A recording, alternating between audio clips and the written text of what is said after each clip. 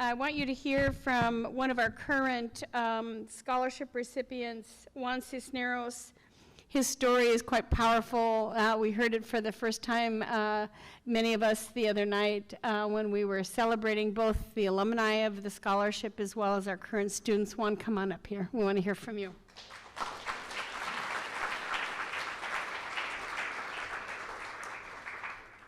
Hi, my name is Juan Cisneros. I study computer science at Benedictine University.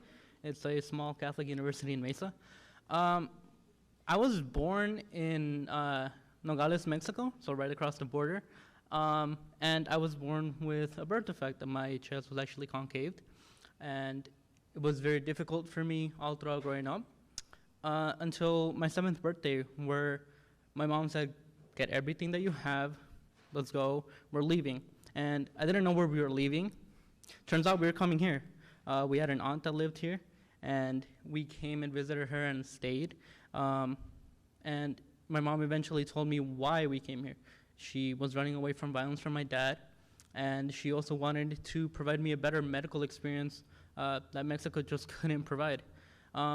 So I started growing here. I went to elementary school, high school, and everything, and it was all fine. I really enjoyed the education. All throughout elementary, I had straight A's. I did really well. Until 8th grade, when we did our promotion ceremony. I remember having it, and then right after, a mother of a classmate of mine came up to me and asked me, "Why are you trying so hard? Why are you always going for A's when you're undocumented? You're not going to be able to go to college. You're not going to be able to go get a job. You're not going to be able to achieve anything that you want to do." And that stayed with me for a while. It stayed with me for a couple years. It built up into a high school where I stopped really focusing on grades. I just dropped my GPA because I couldn't care. I realized that she was right? And it all became into a culmination in my sophomore year when I thought, she's right. I'm not going to be able to achieve anything I want to do. And I went to the tallest building that I could have access to, and I went to the ledge and I looked down and I thought, I might jump. I just should jump. And it was difficult for me. I thought of my family in Mexico, what my mom gave up to bring me here for medical and for a better life. And I thought about it for a few seconds, and in those brief seconds, another classmate of mine came up, and he was undocumented as well.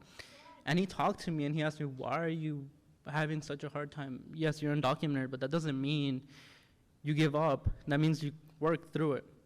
And I got down from the ledge, and I talked to him more, and he helped me out.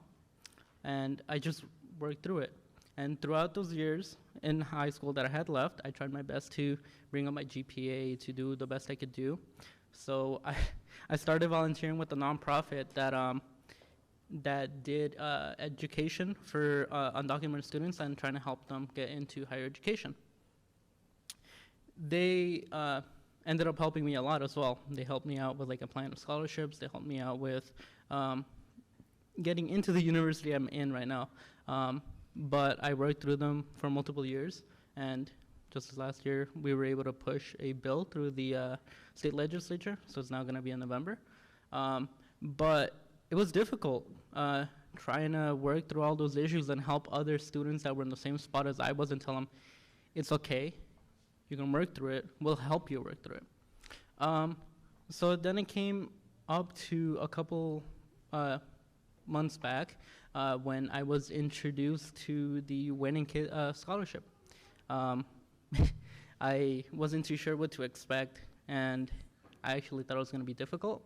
I applied, I got the scholarship, and I started volunteering in the tech room because I wanted to teach other people about technology. I wanted to give people hope of what they could do so that they couldn't get lost. They could continue their education for what they could do.